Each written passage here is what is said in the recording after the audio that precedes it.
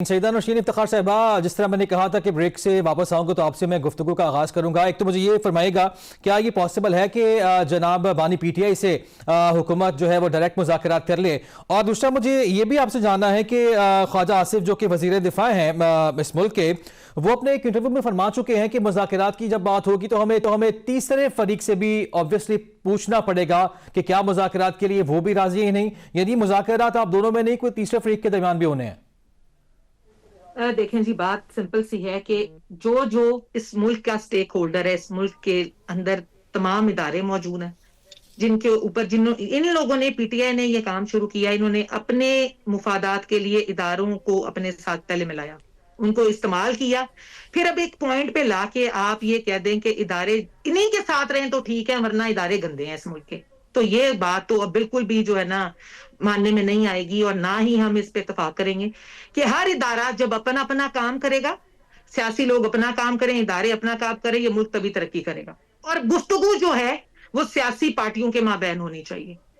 लेकिन जो वाकई 9 मई हो गया, जो वाकई 26 नवंबर, सईदा नौशीन साहिबा, ये वजीर दिफा फरमा चुके हैं एक इंटरव्यू में बैठ के कि जी तीसरा फरीक भी इस मुज़ाकरात में इन्वॉल्व होगा तो मुज़ाकरात होंगे।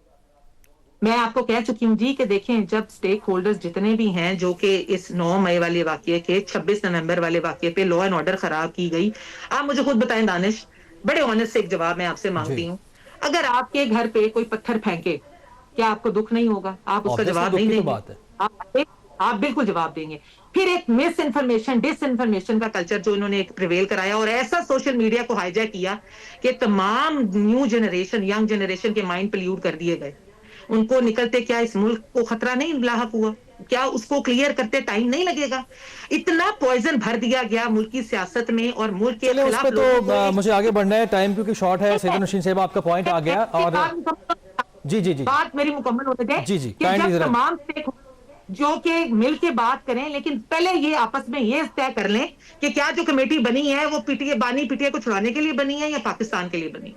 तो अगर पाकिस्तान पे बात होगी तो बिल्कुल हम हाजिर हैं। बिल्कुल ठीक है जी, पाकिस्तान पे बात होगी तो हुकूमत हाजिर है। शौकत पराते साहब, आपने भी गुफ्तगू मुलाहिजा की, एक तो ये जानना चाह रहा हूँ कि जो ख्वाजा आसिफ का इंटरव्यू था और आपने भी प्रोग्राम के आगाज में जिक्र किया हॉक्स का, तो क्या वहां पे कोई बर्फ पिघली है?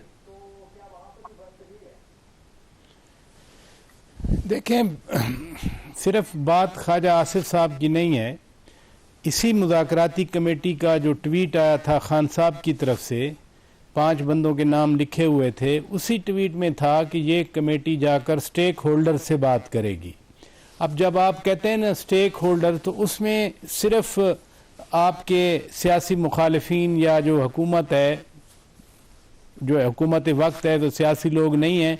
जनरल कॉनोटेशन में हम स्टेक होल्डर का सबको शुमार करते हैं। तो दोनों तरफ से ये एक्नॉलेजमेंट है कि स्टेक होल्डर्स और भी हैं। मैं आपका एक और कमेंट चाह रहा हूँ। आज ये हमेशा कहा जाता है कि तहरीक इंसाफ को गलत मशवरों ने मरवाया है, तो आज हामिद रजा साहब ने मशवरा दिया है कि अपना मुज़ाकरात आपने करने हैं तो लहजा धीमा नहीं रखना, क्योंकि हमारे पास लाशें हैं, हमारे पास ये फलाने इशू हैं, तो लहजा आपने, यानी अगर मुज़ाकरात करने तो डंके की चोट पे करने, वही मशवरा दे रहे तहरीक इंसाफ को।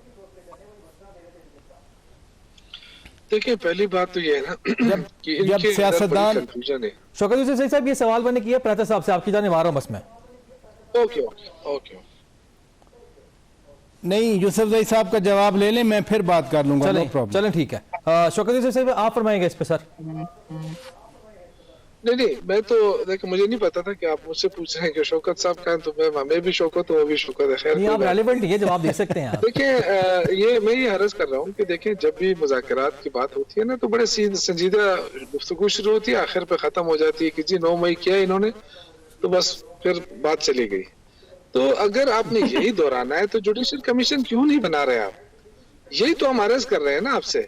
जुडिशल कमीशन नहीं बना सकते, हम पहले से कह रहे हैं कि आपके पास इख्तियार नहीं है। अब आपकी एक एक चीख निकल रही है कि जी वो तो किसी और फरीक से भी बात करनी है, उनसे भी पूछना है, तो बता देना। हमें आप दर्ज दे रहे हैं स्टेब्लिशमेंट का, और खुद जो है ना स्टेब्लिशमेंट की कंधों पे चढ़कर यहाँ पे हुकूमत कर रहे हैं। तो देखें, अपना किबला भी दुरुस्त कर लें, सियासी बन जाए। ये जिन लोगों को सियासत में हमने नहीं घसीटना, उनको बार बार ना घसीटे। वो उनसे हम भी मोहब्बत करते हैं। जो जिस फौज की तरफ आप इशारा करते, हमारी जान भी हाजिर है फौज के लिए, क्योंकि वही तो मुल्क के लिए लड़ रहे हैं, वही मुल्क के लिए दिफा कर रहे हैं, वही दहशतगर्दी के खिलाफ जंग लड़ रहे हैं। आपको अंदाजा नहीं है कि खैबर पख्तूनख्वा में हम देख रहे हैं रोज उनकी लाशें आ रही हैं, वो कुर्बानियां दे रहे हैं इस पाकिस्तान के लिए, तो उनको क्यों खामखा हर बार हर कोई आता है तो बड़ा आलन के। हमें पता है कि मुस्लिम लीग नून की लीडरशिप जो क्या कहती रही है, कितने जर्नलों को फारिग किया इन्होंने और कि सुप्रीम कोर्ट पे हमला किया है, वो सारी चीजें भूल रहे हैं, लेकिन हम उसको याद नहीं दिलाते हैं। देखिए इनको हमारे हर चीज याद है, तो ये मेहरबानी करें, या तो कहें कि जी मुज़ाकरात करने हैं या कहें कि नहीं कर रहे हैं। चलो वो तो प्रोग्राम में मिस्टर नसीम ने फरमा दिया ना कि पाकिस्तान के लिए बात होगी तो मुज़ाकरात के लिए वो तैयार है। जी जी मैं आखिरी बात करना चाहता हूँ। देखिए जी, इंसदादी दहशतगर्दी अदालत ने 80 बंदों को रिहा कर दिया और कहा कि जी इनको दोबारा ना पकड़े। वो बेचारे गरीब वर्कर थे, पुलिस बाहर खड़ी थी, दोबारा गिरफ्तार कर लिया। तो ये आपका रूल ऑफ लॉ है, आप रूल को मानते हैं, आप अदालत के निजाम को मानते हैं, आप रिपोर्ट भी हुई है और इसमें इनमें कुछ हद तक हकीकत भी जरूर है। तो प्रादर साहब, ब्रेक से पहले मैंने आपसे सवाल किया था कि तहरीक इंसाफ को जो मशवरे लोग देते हैं, एक तो हामिद रजा साहब का मशवरा और दूसरा सबसे ज्यादा जो अहम चीज है वो ये कहा जाता रहा कि तहरीक इंसाफ को सियासत करनी चाहिए ईवानों के अंदर रह के। आज फिर हमने देखा कि अपोजिशन लीडर आते हैं और वो बाइकआउट का ऐलान करके चले जाते हैं। तो ये इस सारी सूरत हाल में जो सिनेरियो बन चुका है, क्या अभी भी तहरीक इंसाफ सबक नहीं सीख पा रही है कि अगर मुज़ाकरात की बात करनी भी है तो कम से कम ईवानों में तो रहा जाए ना? रहे वो वक्ती तौर पर ये बात हो जाती है, बट आज जो पार्लिमानी कमेटी का पार्लिमानी पार्टी का इजलास था उसमें तो उन्होंने मुज़ाकरात को एंडोर्स किया। लेकिन ये सारा पैराफ्री है ना, ये सारा अभी जैसे आपने साहिबजादा हामिद रजा साहब की बात की कि उन्होंने मशवरा दिया, मशवरे आते रहते हैं और जब फ्रीकैन किसी भी जंग के बाद भी बैठते हैं तो पहले जो पोजीशंस होती हैं वो बड़ी हार्ड होती हैं, एक्सट्रीम पोजीशन पे बैठ के इसलिए बात शुरू की जाती है ताकि आप मैक्सिमाइज करें अपनी गेन्स को। लेकिन यहाँ हम ये नहीं कह रहे, अभी तो मुज़ाकरात शुरू ही नहीं हुए, अभी जब कोई बैठेगा तो फिर हम कहेंगे कि हाँ फलां जो है ना वो हार्ड लाइन ले रहा है, फलां जो है वो रिकन्सिलिएटरी लाइन ले रहा है। अभी मेरा एज अ जर्नलिस्ट यहाँ इस्लामाबाद में मेरे लिए तो सबसे बड़ा क्वेश्चन ये है कि क्या वाकई मुज़ाकरात होंगे, क्या वाकई फ्रीकैन बैठेंगे, किसी एजेंडे के साथ बैठेंगे और मुज़ाकरात का TOR क्या होगी, क्या वाकई वो जो एक मुतालबा था कि 8 फरवरी का जो मैंडेट है वो वापस किया जाए या 26वीं तरमीम जो है उसको नलीफाई किया जाए, क्या ये फिजिबल हैं, काबिल अमल हैं या इवन ये दरमियान में इन पर बातचीत भी की जा सकती है। ये इतने बड़े सवालात हैं, इसलिए मैं कह रहा हूं कि जो भी पोजीशन कोई रखे और वो एक्सट्रीम पे ही होती है। सबसे बड़ा जो तहरीक इंसाफ का मुतालबा है वो तो यही है कि जो 9 मई वाला वाकया है, खास तौर पे 26 नवंबर वाला तो वाकया पेश आया, वो कहते हैं कि उस पर जुडिशल कमीशन तश्कील दिया जाए, सुप्रीम कोर्ट के सीनियर जज हो और बाकायदा इंक्वायरी की जाए। तो ये आपको पॉसिबल लगता है? और अगर हुकूमत इस पर नहीं कर पाती है तो उसकी क्या वजह होगी? फिर होने को तो कुछ भी हो सकता है। 2013 का जो इलेक्शन हुआ था उसके लिए भी तो जुडिशल बना था, यानी 126 दिन के धरने के बाद क्या हुआ था, जुडिशल कमीशन बन गया था, 4 हलके खोलने का उस वक्त मुतालबा किया गया था, लेकिन अल्टीमेटली पूरे इलेक्शन का ऑडिट हुआ था। लेकिन सवाल फिर ये पैदा होता है कि क्या जो जुडिशल कमीशन की रिपोर्ट आएगी उसको कौन तस्लीम करेगा, कौन रिजेक्ट करेगा।